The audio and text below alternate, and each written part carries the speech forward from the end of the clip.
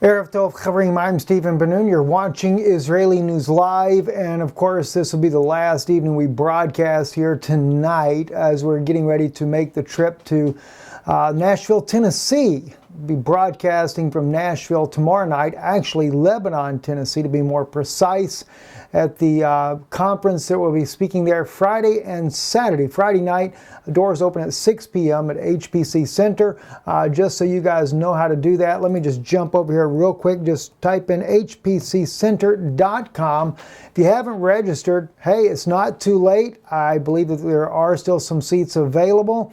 The conference, the doors open tomorrow at 6 p.m. The meeting begins at 7. I'll be speaking on the Feast of Trumpets, Yom Kippur, that particular time frame of season, some fascinating insights on how that plays out biblically and where we are when it comes to Yom Kippur.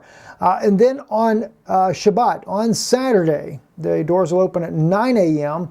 The first meeting will begin at 10 a.m. This is where I'll be going into the past that I worked in the intelligence community with the U.S. government, and just how sinister of a past that is. Something I'm sure those of you that will be attending, it will be an eye-opener. It'll really let you know what goes on in politics, how that the CIA and behind the scenes very much involved, at least in the part that I was involved in, the different illegal things that are taking place on a very large scale.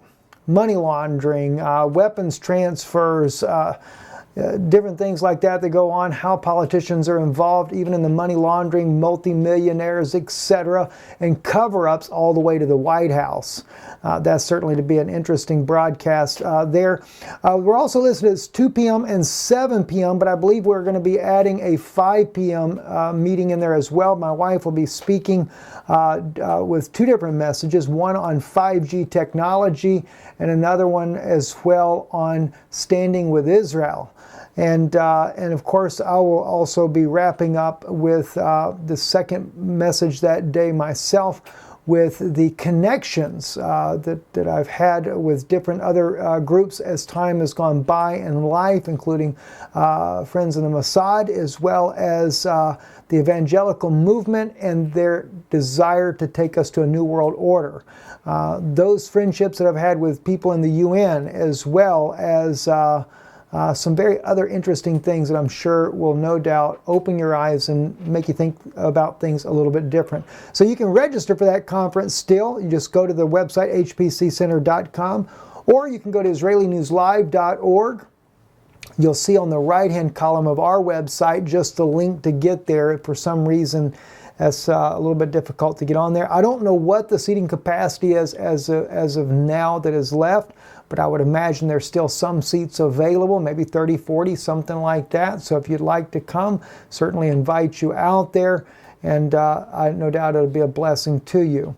Let's get right into what's happening in the world. I know everybody hates CNN. I know that's on a normal basis, and but the only reason I'm pulling this up is because the CNN is reporting Pentagon questions presence of Russian warships off the Syrian coast.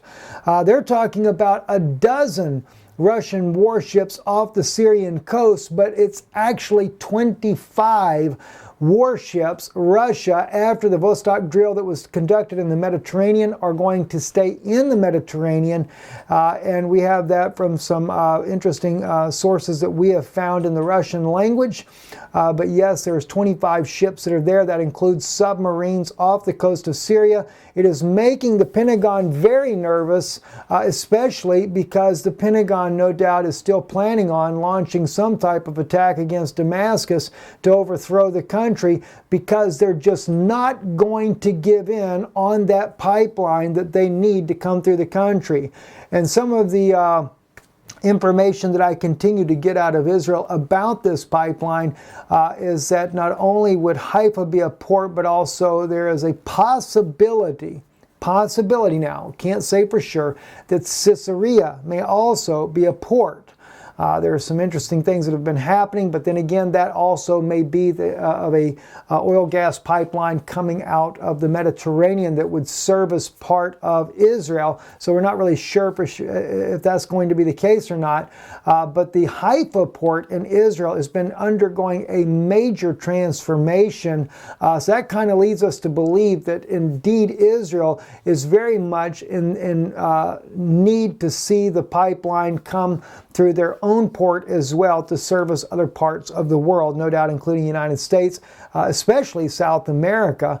And I say this because if we notice, Prime Minister Netanyahu has made more friendships with South America than he even has with the United States and Canada, which makes me kind of wonder if we're not going to end up in some type of disastrous situation in the U.S.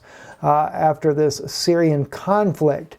But anyway, moving right along, Murad Gazdieb on his own Twitter page here, he has really shared some very interesting footages from the Vostok, over here at the Vostok drills there. And he notes in there, of course, which is already public knowledge, and you can just see the swarm of tanks and military equipment as far as the eye can see. It's just absolutely shocking to see this much military equipment. Tanks, I think there's 36,000 tanks and different types of vehicles that are used for war that he has spoke about in some of the footages that he's done there. He speaks also, of course, 1,000 military planes were involved in these drills. And of course, China also, as you can see by their flag there, China showing off their own military equipment in this drill. They came to be a part of it. And to me, it's actually a show that Russia is not alone in any type of battle they may face, potential battle that they could face with the West. And of course, a lot of this is happening in the eastern part of the country, which also kind of makes me wonder. I mean, there are a lot of drills in the West as well. Both sides of the country, massive drills are going on with Russia. But I think it also sends a message about North Korea because there's been some backtracking on that. The U.S. has been saying that, that North Korea is back into working with their nuclear facilities once again, so I can just imagine that derailing. And speaking of those issues there possibly derailing, let me share with you another interesting article. And that's actually, I wasn't going to do it in this order, but I'll do it this way now. On ria.ru, Russian news site there, Putin offered Tokyo peace. Why did the Japanese minister, Mr. Abe, why did he refuse? President Putin was actually there for, I think it was a 22nd meeting that they've had together. And he finally just come right out. He says, look, why don't we just go ahead and make a peace agreement now by the end of the year, and then we'll iron out our differences as we go. Now, some people say that Russia and Japan are still at war, but that's actually not true. According to the article here, back, I think it was in 1955, they did agree to end their war officially between the two countries, but the islands to the north are still disputed. 4 of the islands are disputed, where the Japanese were expelled from the islands, where they had a sizable number of people living there. And of course, that's been a dispute ever since then. But I think the reason why, because the Japanese Prime Minister didn't answer the president right off, but after a little time of reflecting, he comes back and says that he just can't do it. Now, that's after consulting with, no doubt, the United States. And the U.S. is not going to allow Japan to have any type of peace agreement with Russia, because in the event the U.S. gets into any type of conflict with North Korea, then they need Japan as a staging point for that war, and which could also involve Russia. If Japan and Russia were to make an agreement together, well, you know what that would do? That would mean that, one, North Korea is not going to lob bombs over at Japan, which would help Japan in that respect. But it would also mean that the United States is not going to be able to conduct a war on North Korea from their island. So in reality, the peace agreement would actually help the Japanese. But that's just not going to happen, is it?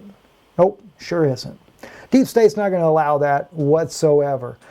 Going back into other issues as well, the Daily Star is reporting about the French minister who actually, it says, the assault on Syria's Idlib risks scattering terrorists abroad.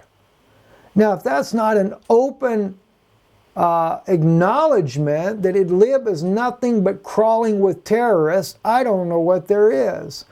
But the French minister actually spoke about this in this article here. He warned that this offensive by the Syrian government would cause terrorists to be spread all over into other regions of the world. Oh, I get it. Just let them stay in Syria. Let the Syrian people have to deal with it and nobody else. But it is interesting to see that he actually admitted this, which is something that the West should take note to, that it's not that it's just some peaceful place in Idlib, is some wonderful utopia that has been painted by Western media, that it's a bunch of innocent civilians living there and that Assad is just going to go in there and kill all the kids again. It's very interesting how that can be painted in our own media when the truth of it just doesn't exist. Also, the army of the Tsar has the right to respond to aggression of Western coalition, the senator believes. It's an article in the Russian language as well. Again, RIA, a Russian news source there, says Syrian troops have the right to shoot down missiles and their carriers if the Western coalition strikes a blow at the territory of the country. If the attack affects the Russian units, there will be an immediate response. First Deputy Head of International Committee on the Council of the Federation, General of the Federal Security Service, Vladimir Yoborov, told the RIA Novosti on Wednesday. Now this definitely, it kind of shows a couple of things here. One, they realize if Syria gets involved and Syria is struck, they're not going to tell Syria they can't shoot back at the target that is firing the weapons.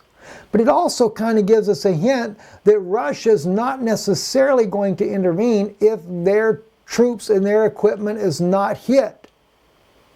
Now you can count on one thing. The United States is very accurate at not striking Russian targets. But what happens if Turkey knocks down a few Russian targets in the process? We know that when Israel was striking inside of Syria, Israel was definitely hitting Russian targets as well in one of the videos that was released by Israel.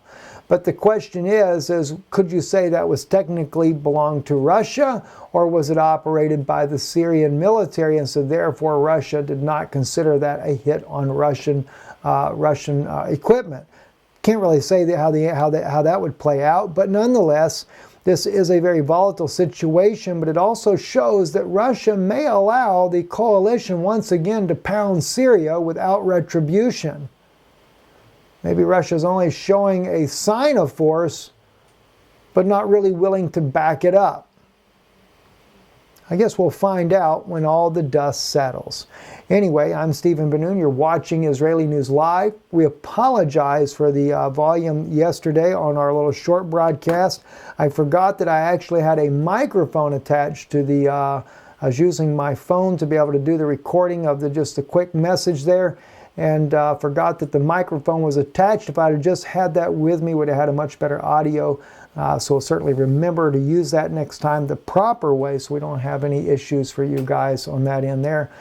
Do pray for us in our travels. Pray for our family as well. But we should be there sometime in the morning in Lebanon, Tennessee. And we look forward to meeting those of you that will be there at that meeting. And we also want to take the time as well to thank Brother Mark and Sister Susan for hosting this meeting for us there in Lebanon, Tennessee, and the entire congregation that is there at the HPC Center. And that's just really a blessing that they opened their doors to us at Hunters Point Celebration Center. And so we really look forward to coming and fellowshipping with you guys there.